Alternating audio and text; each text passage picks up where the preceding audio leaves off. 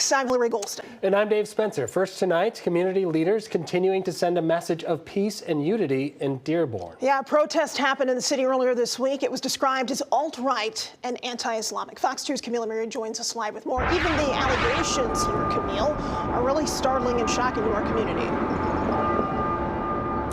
Yeah, so state leaders held a press conference yesterday. Civil rights leaders held a press conference today, both echoing the same things. The bottom line, do not engage with these protesters. Take a look at some video from earlier in the week.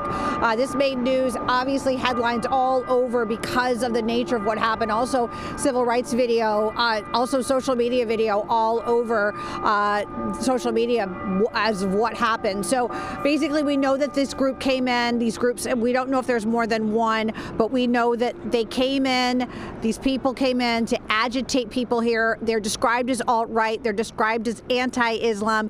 Things got heated between the two groups. We don't know of any injuries, but we know that a lot of people were angry and upset about the message. Right now, civil rights leaders are saying, do not engage with these people, do not respond, ignore them as hard as it may be, and just go on with your daily lives. Take a listen. Dearborn has always been a city that respects the Constitution. We value freedom of speech and our right to protest, even when the message is ugly or offensive. Our strength comes from unity. Do not take the bait.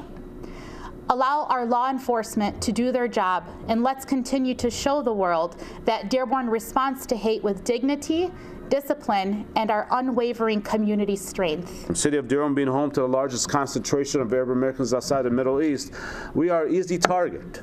They come to this community, they know it, they try to agitate this community, they try to incite this community, and we know we are targets, but this is not our first rodeo. Now, as far as who these people were from these groups that were protesting, they have not been publicly identified by anybody yet. We have been hearing that some of the people involved in these protests may be from out of state. So a lot to handle here, but hopefully this is not going to be a regular thing. Hopefully it was a one and done, and hopefully they don't come back to Dearborn. Reporting live in Dearborn, Camille Mary, Fox 2 News. Yeah, obviously investigators look into these kinds of things whenever there's this kind of agitation especially. Do you know if they found any empirical evidence that might suggest more behavioral radicalization as opposed to just cognitive radicalization where people are having these ideas or anti-Islamic thoughts, but that they're doing maybe bad acts? Is there any evidence of that?